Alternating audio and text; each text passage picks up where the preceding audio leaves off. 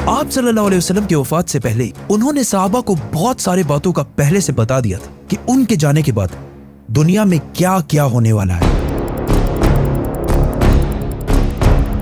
एक दिन हजरत उमर रज़ी अल्लाह तआला अन्हु बाकी सहाबा के साथ आप सल्लल्लाहु अलैहि वसल्लम के पास मस्जिद नबवी में बैठे हुए थे कि अचानक एक बहुत ही रोबदार और हैंडसम आदमी मस्जिद में दाखिल हुआ। उनके कपड़े एक्सट्रीमली व्हाइट और बाल बिल्कुल ब्लैक थे। उस दिन से पहले उन्हें मदीना में किसी ने भी नहीं देखा था, मतलब वो मदीना के रहने वाले नहीं थे और उनके कपड़ों और बालों से बिल्कुल ऐसा नहीं लग रहा था कि वो कहीं दूर से ट्रेवल करके मदीना आए।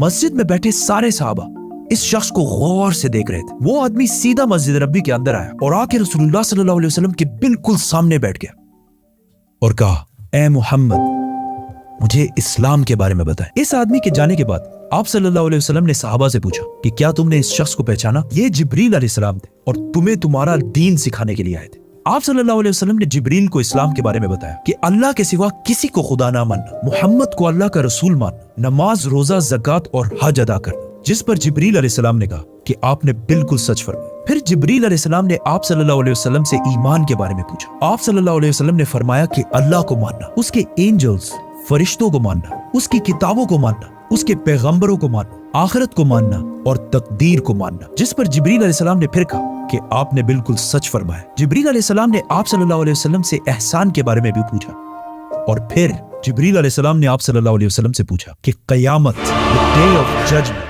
कब आएगी? जिस पर आप सल्लल्लाहु अलैहि वसल्लम ने कहा कि जितना आपको पता है सिर्फ उतना ही मुझे पता है, मतलब क़यामत के दिन का अल्लाह के सिवा किसी को भी नहीं पता। जिब्रील अलैहिस्सलाम ने यह सुनने के बाद फरमाया कि मुझे उस दिन के बारे में कुछ निशानियां बताएं। अब तक इस डिस्कशन में जितनी भी बातें हुई उन सबको आप सल्लल्लाहु अलैहि वसल्लम पहले भी एक्सप्लेन कर चुके, क्योंकि ये वाकया आप सल्लल्लाहु अलैहि वसल्लम की वफात से कुछ ही अरसे पहले हुआ था, जब ऑलमोस्ट सारा कुरान नाजिल हो चुका था। लेकिन इसके बाद जो आप सल्लल्लाहु अलैहि वसल्लम ने कयामत की निशानियां बताई, वो इससे पहले किसी को भी पता नहीं थी। और इन निशानियों का ताल्लुक सहाबा से ज्यादा हमसे है, क्योंकि जो निशानियां आप सल्लल्लाहु अलैहि वसल्लम ने बताई वो सहाबा ने अपनी जिंदगी में पूरे होते नहीं देखी, बल्कि वो निशानियां आज हम देख रहे हैं। Which means जिब्रील अलैहिस्सलाम सिर्फ सहाबा को नहीं बल्कि आज के मुसलमानों को भी क़यामत की बहुत इंपॉर्टेंट निशानियां सिखाना चाहते थे। आप सल्लल्लाहु अलैहि वसल्लम ने जिब्रील अलैहिस्सलाम को जवाब दिया कि जब एक लौंडी अपने मालकन को जन्म देगी, जिसको बहुत सारे स्कॉलर्स समझते हैं कि जब औलाद अपने वालिदैन को गुलाम समझेगी, और जब ये नंगे पैर गरीब शेफर्ड्स, चरवाहे एक दूसरे से लंबी बिल्डिंग्स बनाने में कंपटीशन, मुकाबला करेंगे। जिब्रील अलैहिस्सलाम ने फिर कहा कि आपने बिल्कुल सच फरमाया और उठकर वहां से चले गए। आप सल्लल्लाहु अलैहि वसल्लम ने सहाबा को भेजा कि कोई जाकर इस आदमी को ढूंढे, लेकिन उस दिन के बाद ये आदमी किसी को भी नहीं दिखा। Now, आप सल्लल्लाहु अलैहि वसल्लम ने नंगे पैर गरीब चरवाहों का जिक्र किया, जिन्हें उस जमाने में अरब बेडुइन्स, बद्दू कहा करते थे, जो अरब के बाकी कबीलों से हमेशा दूर रहते थे और कभी भी एक जगह पर नहीं रहते, बल्कि अपने जानवरों के साथ हमेशा ट्रेवल करते रहते थे, मतलब एक खाना बदोश नॉर्मैडिक जिंदगी गुजारते थे। ये इसलिए बहुत अजीब बात थी क्योंकि बद्दू पूरे अरब में सबसे गरीब कबीलों में से होते थे। सिर्फ उस जमाने में नहीं बल्कि इस हदीस के 1000 साल बाद भी ये बेडुइन्स अरब के सबसे लोअर क्लास होते थे। इसलिए सहाबा हैरान थे कि हमारी सोसाइटी के सबसे गरीब क्लास कैसे आपस में लंबी बिल्डिंग्स बनाने में मुकाबला करेंगे। आप सल्लल्लाहु अलैहि वसल्लम के बाद खिलाफत राशिदा हर तरफ फैलने के बाद दुनिया की सबसे बड़ी सुपर पावर बन गई। सिर्फ मुसलमानों में नहीं बल्कि ये उस वक्त तक इंसानों की तारीख की सबसे बड़ी एम्पायर थी, जो अलेक्जेंडर द ग्रेट और रोमन एम्पायर के जूलियस सीजर के एम्पायर से भी बहुत बड़ी थी। इसका फायदा उठाते हुए ये बेडुइन्स पूरे दुनिया में फैल गए, लेकिन फिर भी इनकी सबसे बड़ी पॉपुलेशन इसी अरब के इलाके में रही। आहिस्ता आहिस्ता वक्त गुजरता गया और इनका कल्चर बिल्कुल भी नहीं बदला। ये बेडुइन्स उसी तरह अपनी जिंदगी गुजारते रहे। आखिर 1000 साल बाद उस्मानिया खिलाफत के आखिरी जमाने में दुनिया पुराने तरीकों से एक नई इंडस्ट्रियल एज की तरफ बढ़ने लगी, तो आखिर उस्मानी खलीफा सुल्तान अब्दुल हमीद ने मुसलमानों को भी मॉडर्न दुनिया की तरफ लाने के लिए बहुत स्ट्रॉन्ग रिफॉर्म्स की और पूरी एम्पायर में बहुत सारे प्रोजेक्ट शुरू किए, जिसमें इस्तांबुल से मदीना तक एक ट्रेन भी बनाई गई। लेकिन इस ट्रेन के रास्ते में हमेशा एक बहुत बड़ी रुकावट थी, यही बेडुइन्स, क्योंकि इन्हीं बेडुइन्स ने इससे बहुत साल पहले 1757 में 20,000 हाजियों को शहीद भी किया था, जिसके बाद उस्मानिया सल्तनत इनके कल्चर को चेंज करने लगी और इन्हें खानाबदोश नॉर्मैडिक जिंदगी से एक परमानेंट इलाके में सेटल करने की कोशिश की। लेकिन बेडुइन कबीले उस्मानिया सल्तनत के इन रिफॉर्म्स से बिल्कुल भी खुश नहीं थे और आखिर सऊदी अरब के पहले बादशाह इब्ने सऊद ने बेडुइन्स को यूनाइट करके ऑटोमन एम्पायर के खिलाफ एक फौज बनाई और फिर ब्रिटिश की मदद से इस पूरे इलाके को फतह कर लिया, जिसे आज हम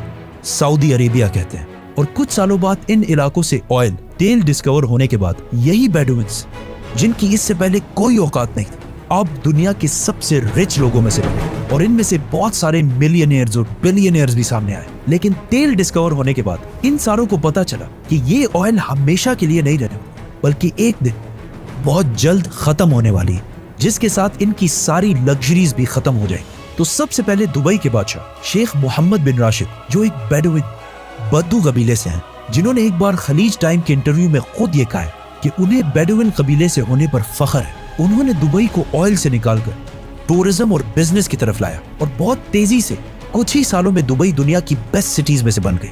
और फिर कुछ सालों बाद दुनिया की सबसे लंबी बिल्डिंग बुर्जुल खलीफा भी दुबई में बनाई गई। ये अब तक इंसानों की बनाई हुई सबसे बड़ी बिल्डिंग थी। इससे पहले एक जमाने में, आज से 4500 साल पहले, इजिप्ट में फिरौनों के बनाए हुए pyramids, specifically the pyramid of Giza, इंसानों की बनाई हुई सबसे बड़ी बिल्डिंग और दुनिया की सबसे बड़ी बिल्डिंग होने का ये टाइटल इस पिरामिड के पास 3800 साल तक रहा। मतलब फिरौन के बाद 3800 साल तक कोई भी फिरौन से लंबी बिल्डिंग नहीं बना सके। लेकिन 3800 साल बाद यूरोप के एक चर्च ने पिरामिड्स का ये रिकॉर्ड तोड़ दिया, जिसके बाद पेरिस के आईफिल टावर और 9/11 में तबाह होने वाले वर्ल्ड ट्रेड सेंटर भी दुनिया की सबसे बड़ी बिल्डिंग्स रह चुकी है। इसके बारे में फिर हम बात करेंगे, तो सब्सक्राइब।